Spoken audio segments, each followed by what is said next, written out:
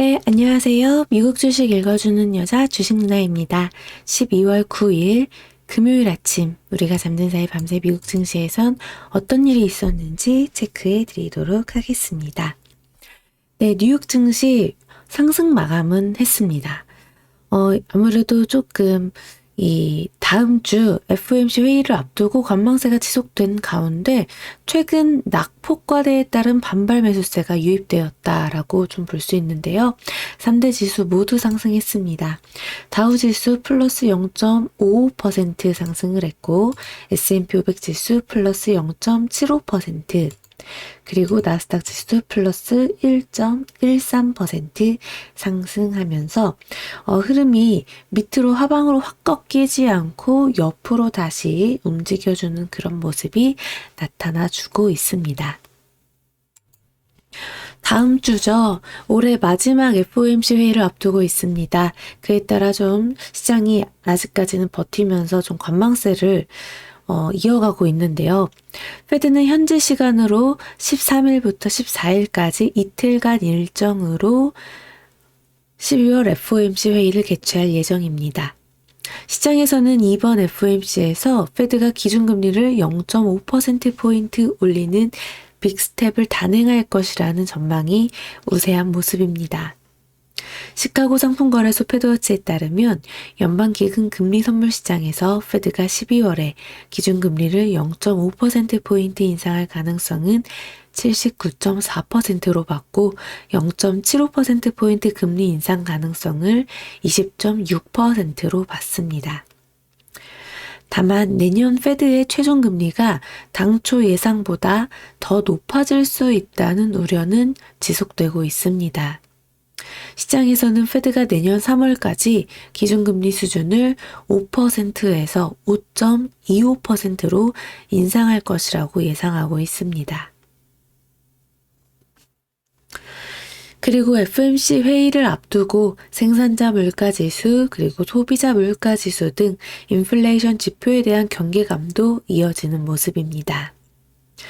오는 9일에 미시건대 기대 인플레이션과 생산자 물가지수가 발표될 예정입니다. 그리고 또 13일에는 소비자 물가지수가 발표될 예정입니다. 한편 이날 발표된 지난주 신규 실업수당 청구 건수는 예상에 부합했습니다. 미 노동부는 지난주 신규 실업수당 청구 건수가 계절 조정 기준으로 전주 대비 4,000건 증가한 23만 건을 기록했다고 발표했는데요. 이는 월스트리트 저널이 집계한 시장 예상치에 부합하는 수치입니다.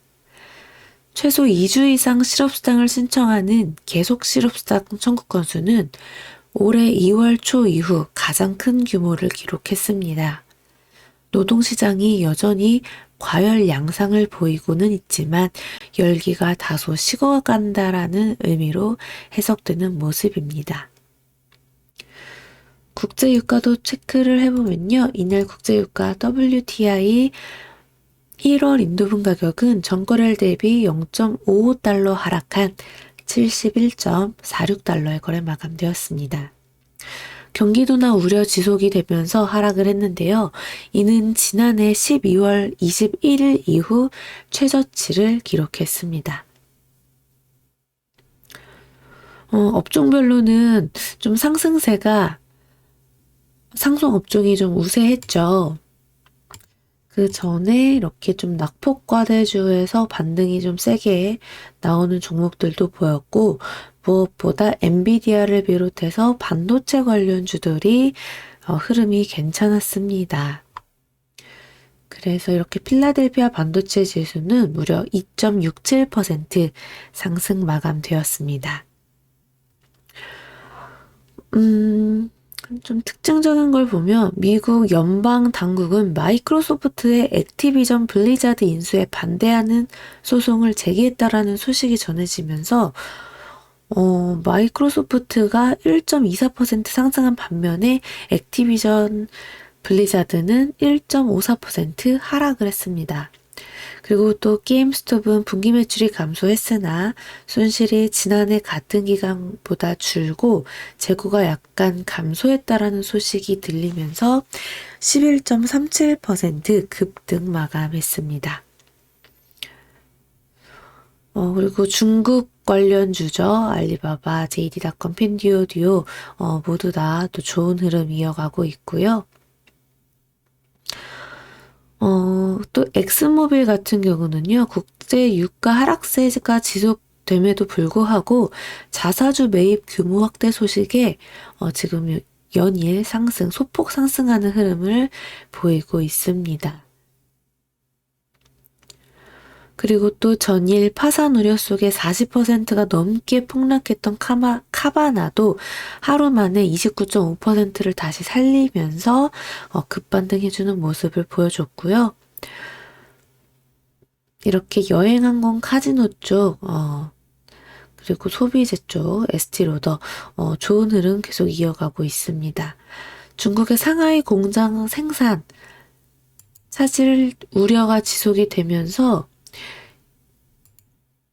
이 일론 머스크 CEO가 트위터 인수자금 대출에 따른 높은 금리 부담으로 인해 트위터 주식담보 신용대출을 고려하고 있다는 소식이 전해지면서 테슬라가 마이너스 0.34% 소폭 하락 마감했다라는 점도 체크하시면 되겠습니다. 네, 전체적으로 아무래도 좀 경기 관련주들이 경기 관련 소비재 이런 종목들이 강하게 상승세가 두드러졌다라고 체크해 보시면 될 것 같고, 그리고 제약업종 이 바이오 쪽이죠. 여기서의 상승세도 조금 나타났기 때문에 우리나라에서도 개별 종목 차별 장세는 여전히 이어지지 않을까 싶습니다. 지수 자체로만 놓고 봤을 때는 어제 코스피 코스닥 모두 다 좋지 않게 마감이 되었어요. 그래도 아래 꼬리를 달고 끌어올릴 수 있었던 건 기관의 수급이 좀 어느 정도 받쳐줬기 때문이거든요. 과연 이제 코스닥 같은 경우는 반대로 외국인이 다시금 쭉 팔았다가 들어오는 모습을 보였는데요. 장중에는 오히려 기관이 매수를 했다가 다시 쿵 떨어지면서 마지막에는 외국인 수급이 들어왔는데, 사실 코스닥은 코스피보다도 지금 현재 많이 지지부진하다라는 점을 체크하시면 될 것 같습니다. 네, 그래서 종목 차별 장세로 계속 이어질 것 같고, 과연 오늘장 어떤 식으로 흐름을 또 이어가는지, 금요일장이거든요. 주말장을 앞두고 있는 금요일장, 우리 그냥 마음 편하게 흐름 지켜보면서 어떤 식으로 우리가 끌고 가면 좋을지, 이제 경기 관련주, 경기 관련 민감주, 리오프닝 관련주들은 어떻게 운영하면 좋을지 계속 체크해보면 좋겠습니다.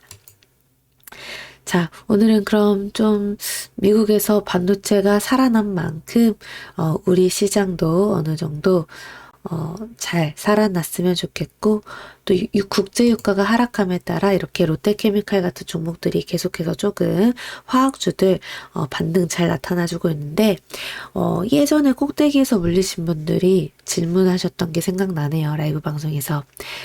그분들 그래도 오늘은 조금 더 웃을 수 있기를 바라면서 오늘장 화이팅 하시길 응원하겠습니다.